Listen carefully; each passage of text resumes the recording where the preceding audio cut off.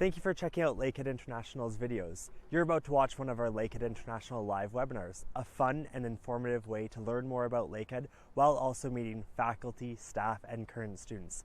If you have any questions throughout today's video, please comment below. Otherwise, let's get started. Hello, everyone, and welcome to another Lakehead International Live. My name is Jordan Ball. I'll be your host today. Before we dive into our session about our hometowns, Thunder Bay and Orillia, Ontario, I want to take this opportunity to thank you for joining us. Whether this is the first live event you've participated in or one of many, we certainly appreciate the time you've taken out of your day to join us and hopefully learn more about your future home. And of course, have an opportunity to pose us questions. I'll chat a bit about all of that, some housekeeping notes, and plenty more today. But first, I'll introduce myself. For those of you who don't know me, my name is Jordan Ball. I'm the International New and Social Media Officer. I help run our live events, our digital experiences, our social media channels, and I also co-manage the Global Ambassador Program on the Thunder Bay campus. So it's a pleasure to be here. I would not be able to do today's session without my special guest from our Orillia campus, so I'll pass it over to Nikki to introduce herself. Hi, folks. Thanks so much, Jordan. My name is Nikki Locker. I'm the International Engagement Officer here on the Orillia campus, and we serve students. We like to be that first point of contact to connect you with our international advisors, student services, and resources both on campus and in our beautiful community. So welcome and thanks again. Thank you, Nikki, for joining us. I'm excited to hear as we transition to the Orillia slides. Nikki will be sharing plenty of details about that hometown here for us at Lakehead. Of course, I've been many times, but it's always great to hear from an insider, as I like to say, what is happening in the city that we should really be aware of. And I can offer the same for Thunder Bay since I was born and raised here. In terms of what we're going to cover or our agenda today, first I'll chat about upcoming events, and then we're actually going to dive into all about Thunder Bay. I'll chat a bit about the history, recreation, and entertainment opportunities. I'll chat about Lakehead Thunder Bay, so our campus and its relation to the community. And then we'll shift gears here, and I'll pass it over to my colleague, Nikki, who will do the same for Orillia, share more about history, recreation, entertainment, and our campus in Orillia. So plenty to cover. And we're very excited to be here once again.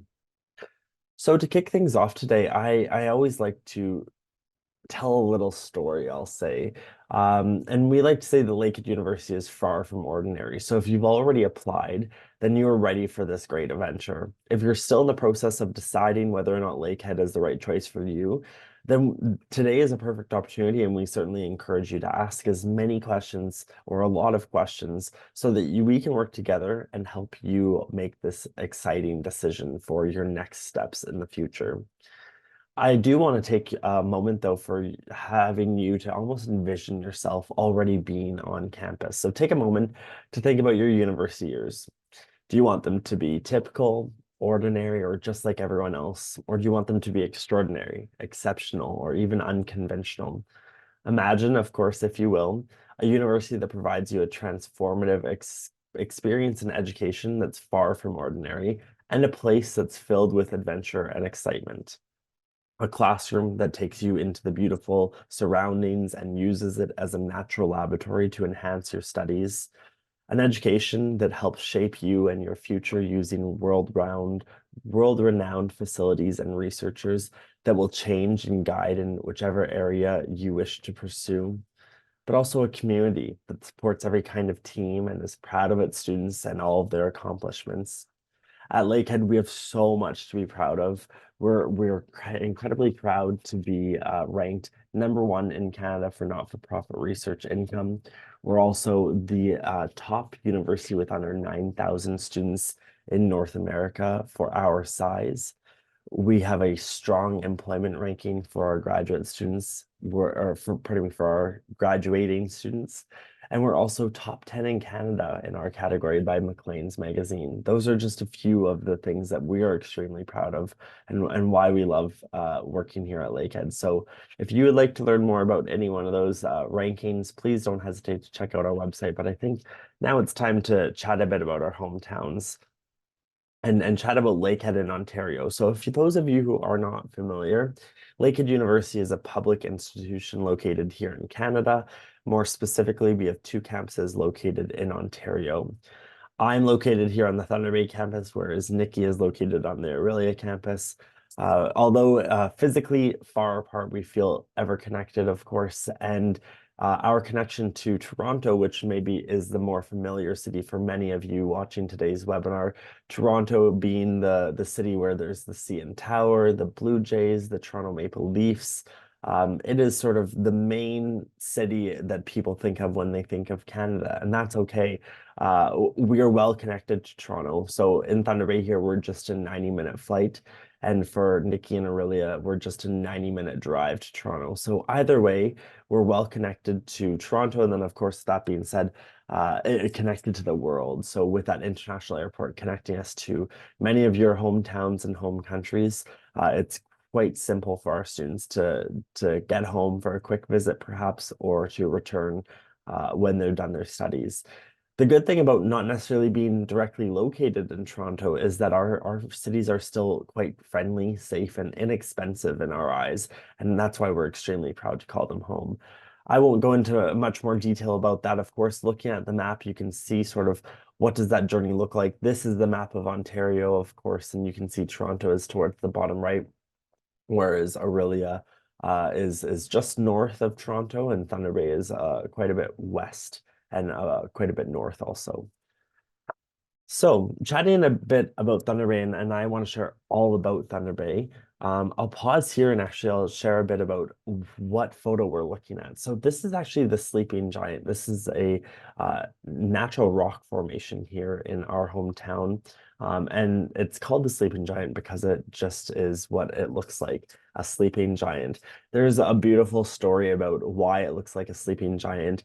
For those of you who are curious, what is this? Why would I care about this? This is actually one of Canada's most renowned provincial parks. So in Ontario, we have a park system where the government manages these natural landscapes where our residents get to explore. We're very fortunate to be surrounded by multiple provincial parks here in Thunder Bay, but this one is certainly a standout for us.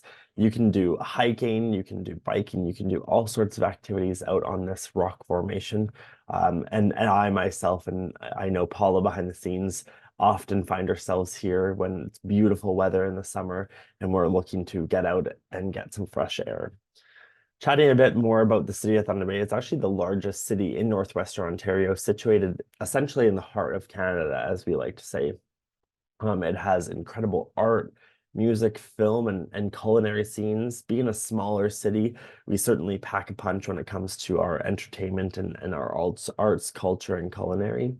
It also is, in our eyes, one of Canada's greatest outdoor cities, which is perfect for those who are not so outdoorsy at the same time. So you don't have to necessarily love the outdoors, or you don't have to envision yourself spending every waking minute outside and doing an activity. I certainly don't do that. You may find me set up at a restaurant or a bar trying the new latest menu or seasonal drink. We're also located on the shores of Lake Superior, so that's the body of water that you saw in front of the Sleeping Giant, and of course the reflective body of water in this photo.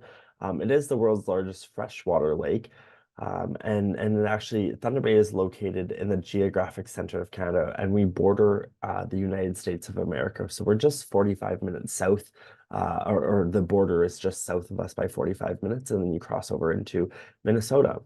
So Thunder Bay does receive daily flights, direct flights from Winnipeg, from Toronto, and several other Ontario destinations. And we also have a select number of international flights that bring us to some warmer locations in the winter. Thunder Bay is sometimes called the Lakehead, and it actually was even considered when two cities amalgamated, which we'll talk about when we dive into the history. It was considered to be perhaps one of the official names. And that's because it's at the head of the Great Lakes. The Great Lakes system is 5 freshwater lakes here in Canada or in North America. Thunder Bay is located on Lake Superior, and it's surrounded by parks and wilderness. And some of the major industries here in our area include transportation, manufacturing, education, mining, and forestry. Some quick facts for you. We do have 7 shopping districts. We have 3 major airlines servicing our airport, over 200 restaurants, including food from around the world. So having flavors from around the world is very important. We have 20 plus annual city festivals, 305 days of sunshine per year. And this is where I have some interesting facts. So in 1970, Thunder Bay was officially became the city of Thunder Bay. Before that, we were Port Arthur and Fort William. And even before that, we were the Prince Arthur's Landing. Another fun fact for those of you who follow daylight savings time, Thunder Bay was actually the first city in the world to enact daylight savings time. It wasn't Thunder Bay at the time. It was actually Port Arthur at the time. But it was actually to reflect the beautiful summers that we have, and the community that was in Port Arthur at the time knew that they wanted to get a little more daylight in their summer. They wanted to spend a bit more time outside and enjoy that without being at work or school perhaps. And so that's why they enacted it. And look at that, around the world, it's been accepted as sort of a common approach to the changing schedules. I'll chat a bit more about the history of Thunder Bay now, just again to continue setting the stage and give you an understanding of your future hometown. So, of course, humans have been living in this area for tens of thousands of years, and the stone tools, the spear points, the axe heads, the scraping implements have been found and provided valuable clues about the life here in early days. Port Arthur, which you can see at the top left of your screen, was actually named after Prince Arthur, the son of Queen Victoria. Port Arthur thrived as a transshipment and grain handling port for the CNR after the railway line was opened to Winnipeg, Manitoba in 1901. The major shipping port was responsible, for moving projects from Western Canada through the Great Lakes, and it actually still does to this day. Port Arthur was actually designated as the administrative center for Thunder Bay District. Fort William was named after the fur trading settlement that formed at the head of Lake Superior, which is where the canoes would route from the Great Lakes to the Western Canada began. So then they would take their journey from the Great Lakes all the way through all the waterways that then connect us to Western Canada. Of course, as I mentioned, though, they amalgamated in 1970 and became one city, and that's what we know today as Thunder Bay. So with that being said, now I'll start to share more about Thunder Bay as we know it today, of course. So this is a photo of our downtown waterfront. You can see the marina, our downtown core. This is a really vibrant, diverse, and inclusive area. The waterfront district provides unique opportunities with dozens of businesses in the historic Port Arthur. So this was the Port Arthur before. It offers a wonderful variety of activities, dining, shopping options, and is just about perfect for everyone, whatever your taste may be. Prince Arthur's Landing, as we call it, so that is where our downtown and waterfront begins, is actually filled with year-round excitement and fun. So steps away from the shores, you'll find the waterfront district, which is home to so much. But in the summer months, there's boats, as you can see in this photo, that fill the harbor. There's ocean-bound ships that come and go as they fill up with a wide variety of shipping material. And there's smells and sounds of many festivals and events that fill the air in our festival grounds. Families also get to enjoy the splash pad and diners and dinner places, outdoor patios. This is really the place to be in the summer, in my opinion. We also have something called Live on the Waterfront, which is a free concert series that is over 100 years old. And we actually bring in award-winning touring acts to take stage and entertain Thunder Bay crowds. In the winter, the splash pad actually becomes an ice rink with a fireplace, so it freezes over. And you can also have the opportunity to try snowshoeing, dog sledding, fat biking, and that's all for free during some of our activities like winter fun days that the city of Thunder Bay hosts. You can also check out Every year we have an annual snow sculpture competition where artisans will actually craft and design different snow sculptures fully made out of snow or ice. And coming soon down here, we are actually so excited to welcome the City of Thunder Bay's Art Gallery, which will renew the connections of the formerly very industrial waterfront of Thunder Bay with providing a really modern space that celebrates the gallery's diverse collection. The main hall is designed to influence by its strong Indigenous narrative and embraces the surrounding landscape with, of course, a spectacular view of Lake Superior and Sleeping Giant, more other recognized by Nana Bijou. So this is also that a photo of downtown. As I noted, patios is where you might find me often in the summer enjoying the beautiful weather here.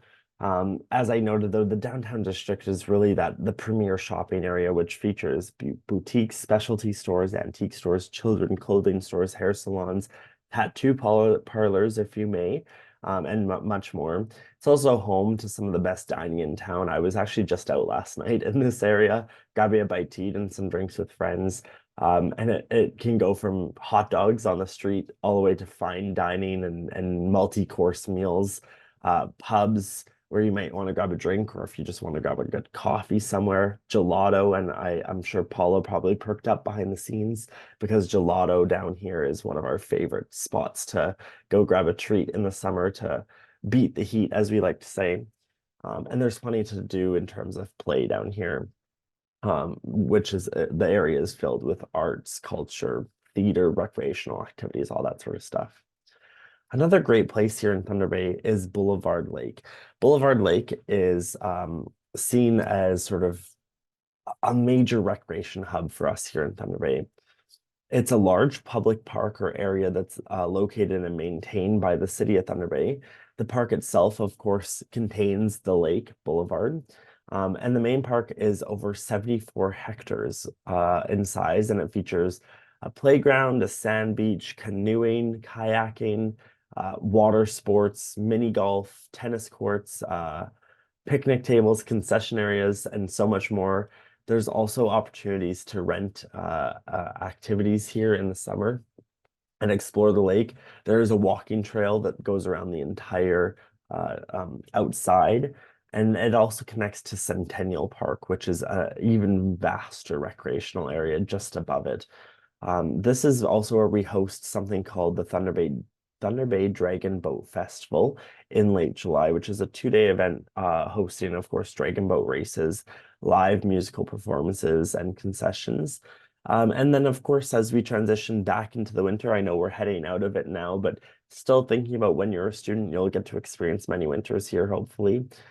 You'll have the opportunity to go tobogganing down the slopes of the eastern shore of the northern side of the lake. Aside from Boulevard, though, Thunder Bay actually has over 100 parks and more than 32 kilometers of paved recreational trails that connect the entire city. We also have outdoor rinks, dog parks, outdoor events, picnic areas, disc golf, botanical gardens. There's hiking, skiing, biking opportunities, plenty to do, to say the least. And it looks like I've stolen my own thunder. So we are going to also take another opportunity to chat a bit more about Sleeping Giant. This is where I can share a bit more about the historical story. So the rock, of course, juts out from Lake Superior, and there are many stories around this landmark. One is an Ojibwe legend, which identifies the giant as Nana Bijou, who turned to stone when the secret location of a rich silver mine, now known as Silver Islet, actually, was discovered to voyageurs. It is now part of the national parks. You can camp, canoe, bike, hike here all the time. And you can also explore Silver Islet, actually, which is a quaint little town just around the back end of this provincial park. In Thunder Bay, we also have the Fort William Gardens, which is a multi-purpose arena, and it hosts large sporting events, concerts, conferences throughout the year. It's also home, though, to the Lakehead University Thunderwolves hockey team. So the Thunderwolves hockey team, or the men's hockey team, typically plays about 20 games here at the Fort William Gardens.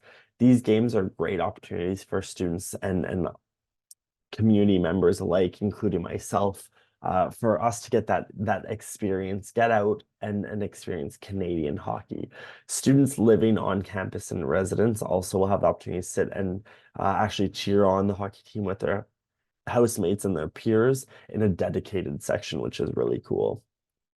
Mount McKay is another spot in Thunder Bay, which is loved by many. It is a large mountain at the south core of the city, and it's host to Lookout. As well, it's located on the Fort William First Nations, which is an Indigenous tribe here in Thunder Bay, and they actually host Indigenous events like powwows at the top of the mountain. It's just 20 minutes from campus, and you can also see an arrow in the back pointing towards Loch Lomond Ski Hills, which is one of the downhill ski areas in Thunder Bay, all located conveniently for our students. So checking out one of those powwows, you can see this is one of the Indigenous celebrations here on the Thunder Bay campus. This was actually taken at Mount McKay, though. So from music and cultural festivals to food events, there's so much to do every weekend here. I know I shared already about the Live on the Waterfront, the summer concert series. We also have the Thunder Bay Blues Festival, Thunder Bay Country on the Bay.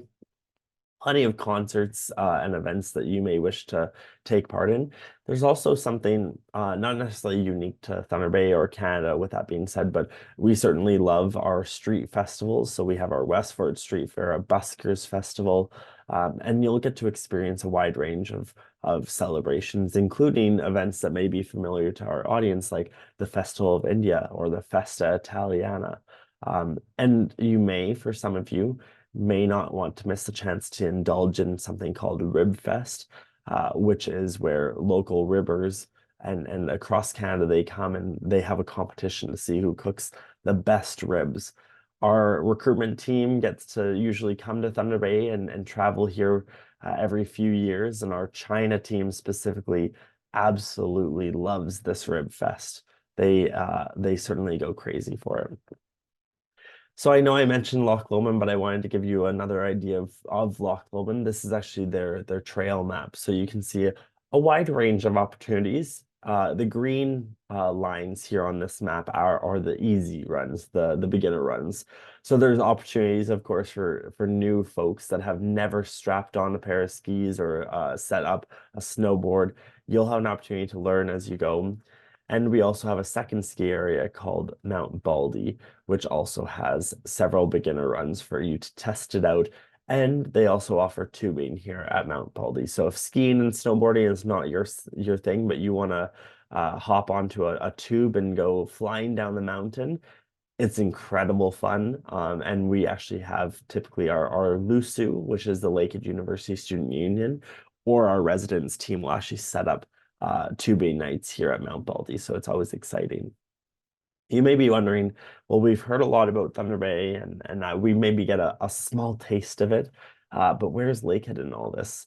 So chatting about a bit about our campus and its connection to the community, we like to say that Lakehead is actually situated in the heart of the city.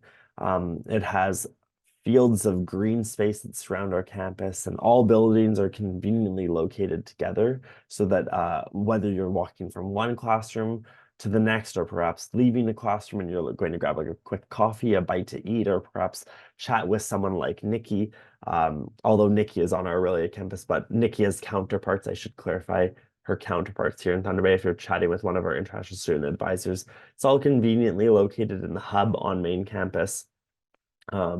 And they're all grouped around Lake Tamlin, which is actually the lake you see here. It's a man-made lake that freezes over in the winter, and students can go skating on here.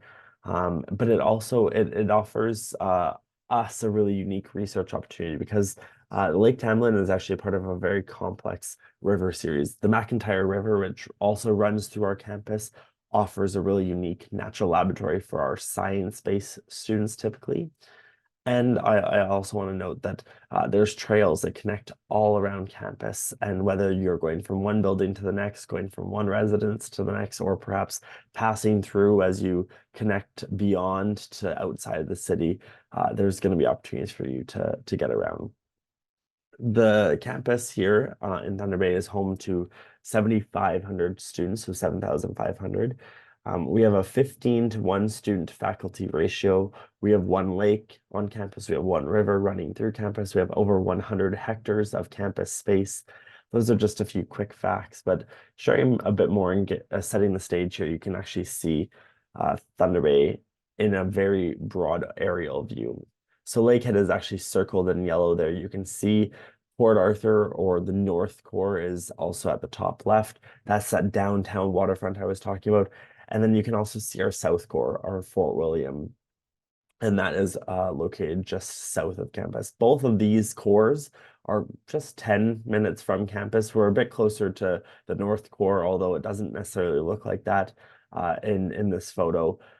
Both are very convenient for students to travel to. But getting to campus, most importantly, when you first arrive here in our hometown, you may be wondering, well, how do I get there? You're most likely going to fly in from Thunder Bay International Airport. So it's about 11 minutes only. It's 9 kilometers away. You can see from our main campus entrance all the way to the airport, you're just on 2 different roads. You're on our expressway, and then you're on Oliver Road, which is our home address. Here's a better look at our campus. You can see our athletics buildings.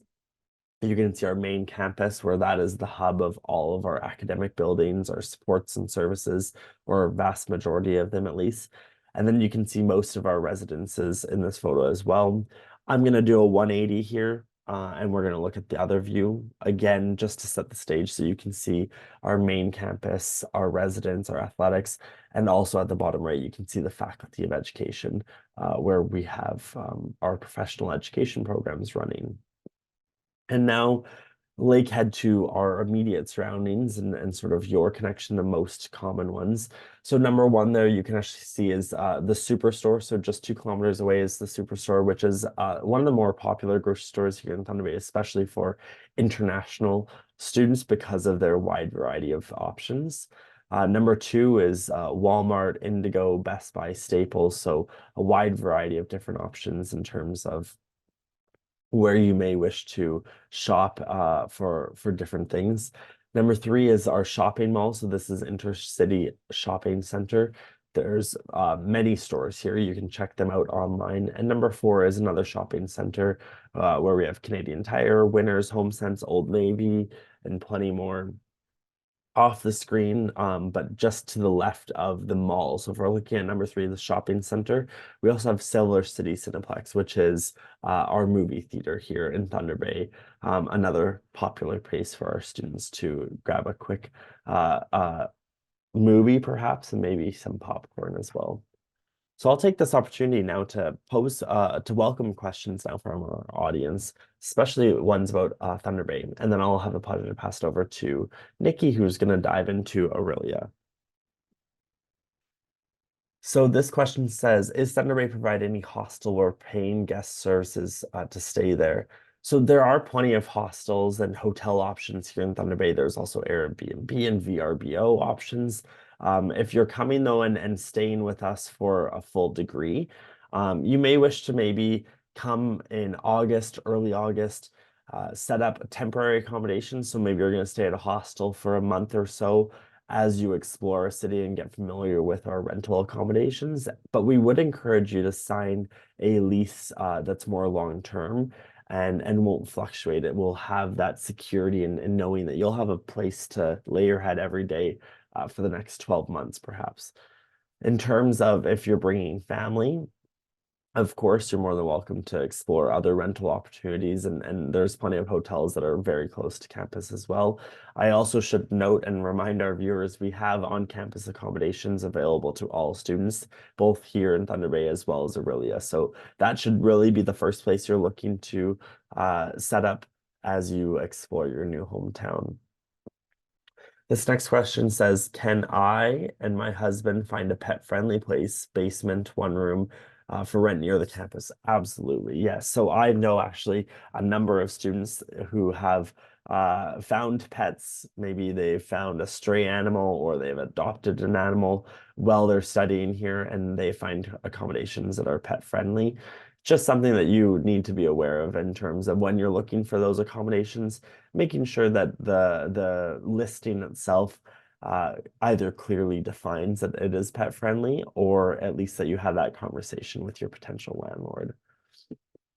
So just scrolling through here, looking for the campus or the Thunder Bay specific questions. Another one, are the on-campus housing pet friendly? Technically, I'll say they're not. They are accommodating to service animals. So those animals that are actually medically aiding a student, they are pet friendly in that sense. However, if it's just a friend of yours, similar to I have 2 dogs at home, unfortunately, I can't bring them to campus. We can walk around campus for sure. But we don't have students living on campus with just pets. They actually need to be service animals, which are vetted through credentials here in Canada. Alrighty. Isn't the school residence only for students because I'm bringing my family with me? You are correct, yes. So on-campus residence is only available to current students.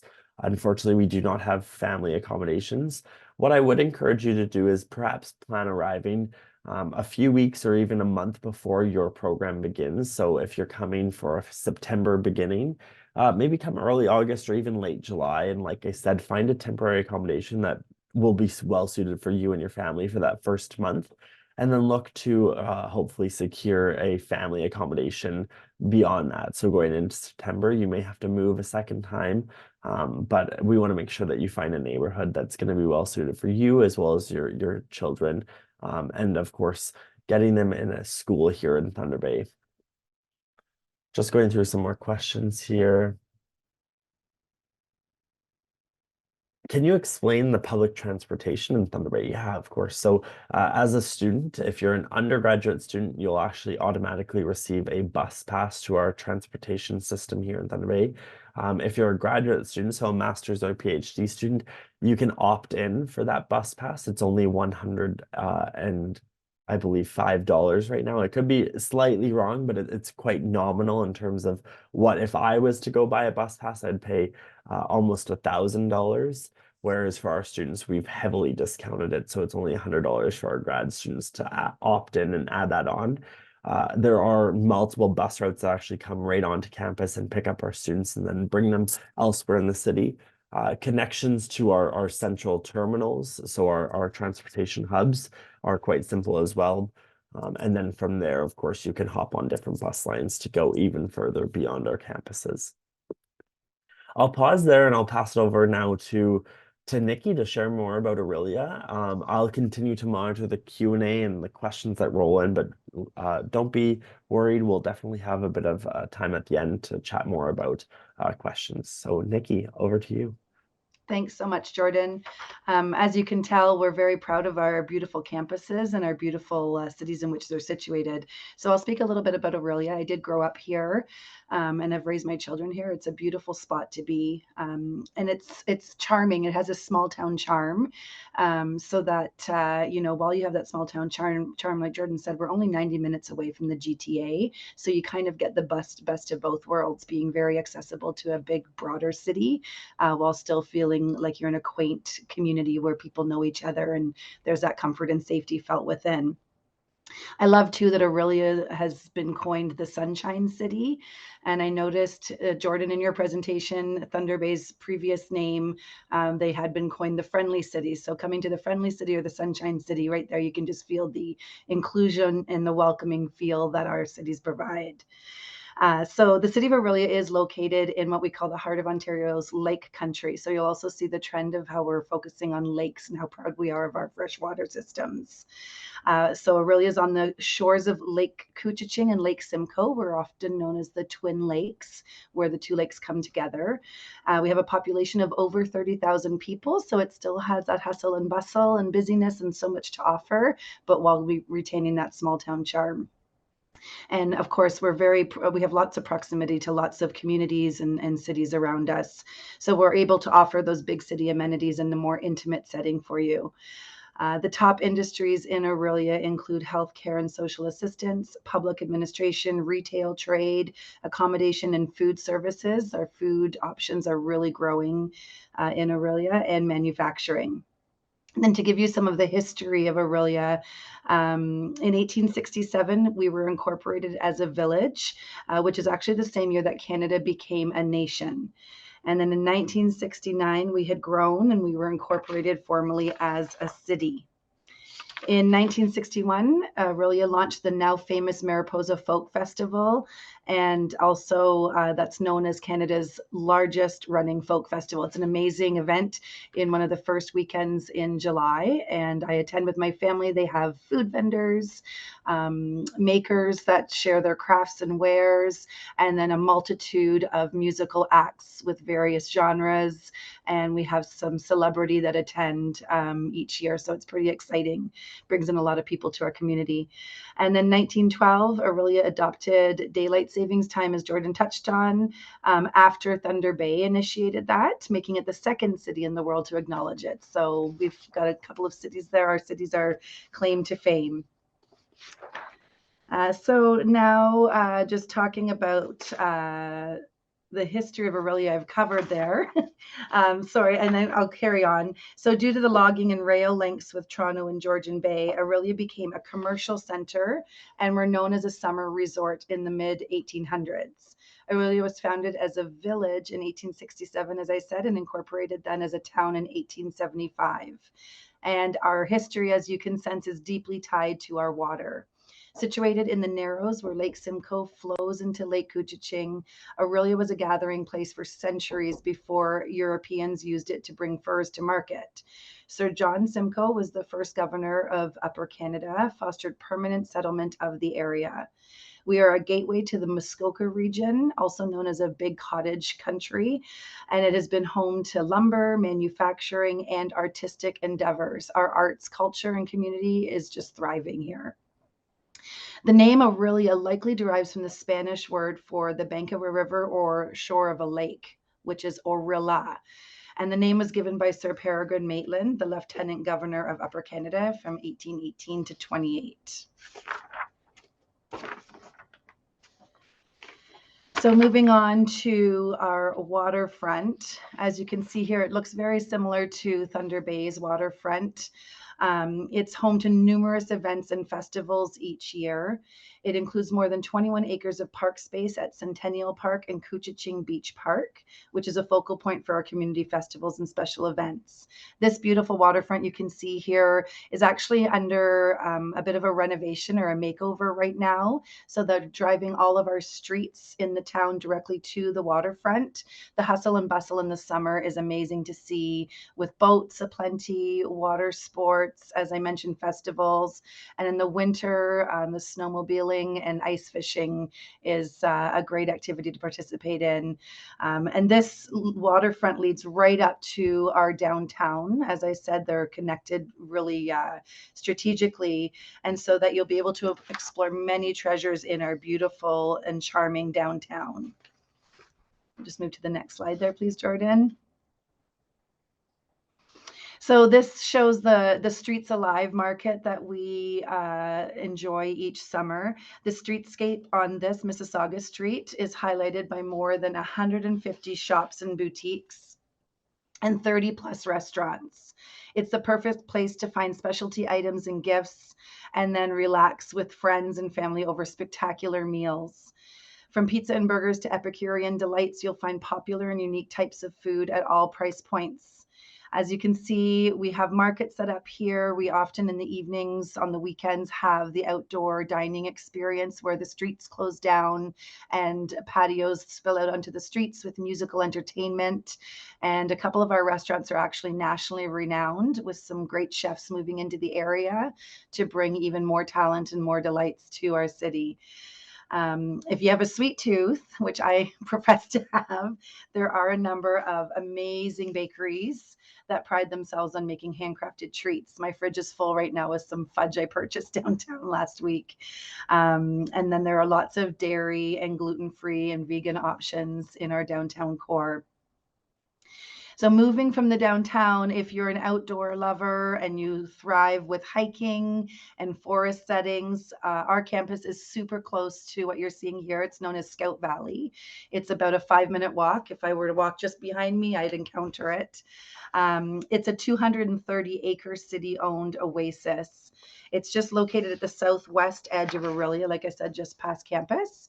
And there are 3 loop trails at Scout Valley, dominated by mature deciduous forest. There's also a refreshing spring of water and a small stream. And at the top of the hill is a lookout with fine views across Lake Simcoe and Lake Couchiching. I see bikers entering there. I've attempted some biking. It's not my strength, but some pretty rigorous trails in there if you're a biking enthusiast, or just some simple hiking or more aggressive hiking. So to anyone's outdoor tastes, you'll find it there for sure. Couchiching Beach Park, as I referenced, is in the heart of our downtown core. So it includes the town dock, where you saw the overview of all the boats parked, and sandy beach areas that attract many to Lake Couchiching each summer. Our population feels like it more than doubles in the summer with the attraction to water and cottages. This 14.5-acre park is home to many special events. You'll see boating, like I said, swimming, ice fishing, freshwater fishing in the summer. And it's also explored, you'll see running through the park, the Rotary train. So this is run by the Rotary Club of Orillia, and it's stationed right in Couchiching Beach Park. And it brings joy to many visitors of all ages. You'll see children and you'll see our elderly folks enjoying the sights on the train. It starts running about the end of June until the beginning of summer, so you'll get to see that happening. It has a beautiful train station built by some of our high school students years ago, and it just adds to the scenic qualities of this park. A stone's throw from the downtown, the waterfront is also home to the famous French's hot dog stand. One of my friend's children actually manages it. And it's open. It was officially opened on June 3rd, 1920, and it conjures images of a bygone area. They really haven't changed the building or the tabling, so it has that really old charm to it. And the eateries, chairs, and tables have welcomed Stephen Leacock, a famous author who made Orillia his home, and generations of residents and visitors. So since time will be spent here in our winters, we've seen lots of our beautiful summer photos. We'd be remiss not to mention our access to countless ski hills in close proximity to our campus and to Orillia.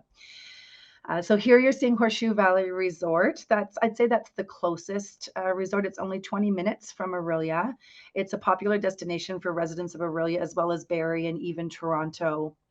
It has 28 alpine ski and snowboard runs, 30 kilometers of groomed double track set Nordic trails, terrain parks, snow tubing, snowshoeing, fat biking, golfing, man-made lake. That's a new feature at Horseshoe.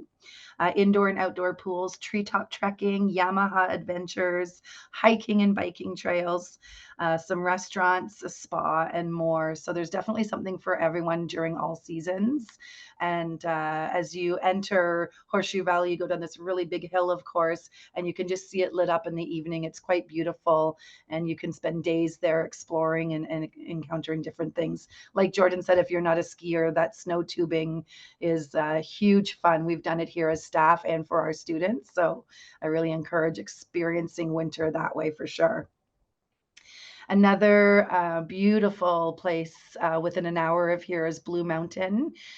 The Blue Mountain Range is quite a spectacle to see. And it offers, again, those same amenities, those same adventure choices year round. It has over 40 runs, a little more aggressive options here if you're a really advanced skier, but also great for beginners. And right at the base of the mountain is a beautiful village for shopping and treats and dining, so that there's lots for everyone to do when you're visiting. Again, year round, you get into canoeing and kayaking there, treetop climbing. Scenic caves in the area are pretty unique and spectacular to see. Golf, snowshoeing, and they have an indoor water park and a beautiful spa there as well. So this is our academic building in our campus. It is a beautiful space. It's a smaller campus with lots of green space and beautiful new technology. Our buildings are stunning. It's in this vibrant, close-knit community in the heart of the city of Orillia, so access to everything is fabulous here. We offer more than 17 undergraduate and graduate degree programs. And I'll give you a few quick campus facts. While I said we're not a large campus, we are approaching 2,000 students and are growing yearly. Our faculty to student ratio is 1 to 13. So we get those small classes, which I think are just so valuable in terms of getting the support you need in your learning and having that collaborative learning space and getting to know your professors. You can just feel the community when you walk through our building where everyone says hello and knows each other. So that's a great feeling in a learning environment, in my opinion. We are a certified campus in the leadership and energy and environmental design with 85 plus hectares of campus space. We have a 240 room residence, open year round for conference services and summer accommodations. So where I'm situated in my office, I wish I could turn my camera around. I can see the residence building. I can see the dining hall. Everything is very accessible and close with lots of easy access. So we have so much space around us, but don't be fooled by that. We can't keep up with the development that's happening around us. So while there's lots of green space, as you can see here, and having been here for so long myself, the growth is remarkable. So our campus here was built in 2010, and since then we have had hundreds of homes built, in addition to a Costco, which everyone raves about. It's a huge department store here for one-stop shopping, if you will, and tons of new restaurants opening up right across the road from our campus. It is in an area that we call West Ridge. And so my home, again, I can see my community from here. There's a big development which offers student housing if you opt not to live in residence. And in addition to the Costco, like I said, all within that community. It takes less than 15 minutes to ride the bus to get downtown here. So again, like I was saying, easy access. And as we've been talking, I've watched countless buses come through, picking up staff and students to get us into the heart of the downtown. So transportation is remarkable as well. During your orientation here, you will receive a student ID card and a bus pass sticker. So this sticker lets you ride the Orillia transit system as much as you like between the beginning of September to the end of August, so for 12 months. Within a 5-minute bus ride of here is a Walmart, another big department store, Best Buy, which is a technology store and cell phone store, restaurants, local gyms, the grocery store, and plenty of student housing. And much of that is within a 5 to 20-minute walk of here as well when the weather allows, for sure. Here you can see an overview of our beautiful campus. So the academic building is where I'm sitting right now, where our offices are located, and most of your student services will be found within that building. Across from me here, you'll see the cafeteria, dining hall, and bookstore. Great place to buy some Lakehead wares and or some just necessities that you need. The dining hall here is remarkable. The food is amazing and is always busy with lots of exciting things happening. And then you'll see our beautiful residence building situated there. And just beyond, you'll see that bank of houses. That's what I was referring to as West Ridge, where my home is and where a lot of our students and staff live because it's in walking distance and so convenient.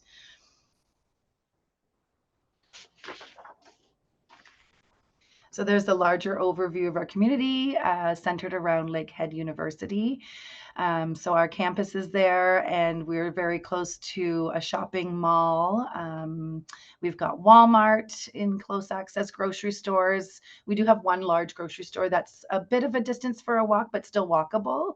If not, the bus will get you there super quick. So definitely accessible to all of those amenities that you would need, or just some time for fun, whether you go downtown or to our restaurant district that's closer to this area. Awesome. Thank you so much for sharing that in-depth overview of the city of Orillia, Nikki. I appreciate it. I do want to open the floor to questions for all students. Of course, I'll focus in if there's any Orillia ones. Let's dive into those. looks like I have a few Thunder Bay ones that I've been saving, and they're really great questions. So I'll actually flip it on its head and I'll answer it for both campuses if that works. The first question is, how many months of winter are in Thunder Bay at Lakehead University? So winter, I mean, in terms of how, not necessarily the season itself, I'll answer this in terms of the weather. So winter here in Thunder Bay typically kicks off in December. That's when we'll start to see our first snowfalls here in December. And it will go until about March. And so this March here, at least in Thunder Bay, is not quite a typical March because it has zero snow. If I could also turn my camera around, you would be blown away. It looks gorgeous right now. It's sunny, it's bright, it's warm out. And not that it's not that that's not always an option. But in the winter, of course, we've come to know and appreciate the colder weather, the beautiful scenery that is blanketed with a white dusting of snow. That's not the case this March. So that is our typical winter, December through March. And really the coldest part of that would actually be towards the end of January and into the beginning of February. But it's nothing that you can't manage. We always like to remind our students that dressing for the weather is the most important part. And we actually host workshops and sessions around that so that you can appropriately dress for the weather. Nikki, for yourself in Orillia, it's a bit of a different climate, a little more mild than Thunder Bay. So what would you consider your winter over there? I would frame it around December to March as well. I don't think it's as cold a winter typically as Thunder Bay, but we still do encounter quite a bit of snow. But like you said, this winter's been a bit of an anomaly. It's been warm for a few days and we'll experience rain when typically we would just have snow. We've had a couple of cold days, but not as many as usual. So it's sort of volatile, I would say, but that December to March time here as well. And like Jordan said, just preparing and dressing for it. This year, it's been hard to know whether I should wear snow boots and a toque and a big jacket or just running shoes and a light coat, because we're the same here. We have no snow right now, and we typically would have still a fair amount of snow at this point. So yeah, much the same, I think, just maybe not quite as cold. Right. Okay, good to know. Another question we have is, are there accommodations on campus for the duration of the program? Is that possible? They clarified in Thunder Bay. Yes, absolutely. So you're more than welcome to stay on campus for the entire duration of your program. With that being said, of course, you need to still meet all of the requirements and deadlines in terms of securing that accommodations. Here on the Thunder Bay campus, we have several different options. Typically, our first year students that are joining a bachelor's degree or an undergrad will join us in our residence halls. And then transition into our more mature or our graduate student living, where we offer townhouses and apartments. On the Orillia campus, we have one option where it is residence halls, and we have all sorts of levels of students and ages of students living there. Of course, when you sign up for residence and when you register for residence, you're going to complete an entire survey or a profile about yourself that helps us better get an understanding of how you like to live and conduct your day to day. And based on that information, we'll actually pair you with people that we think you'll be well suited for, so that you'll find a great roommate and hopefully a lifelong friend from that experience. This is not a question, but I'll state it. It says, Lakehead seems so good. I can't wait to join. I wish I could get the offer letter. Well, we're excited for many new students join us. If you have not received your offer letter, I know I've actually been watching the Q&A roll through, and I know Paul has answered this a number of times.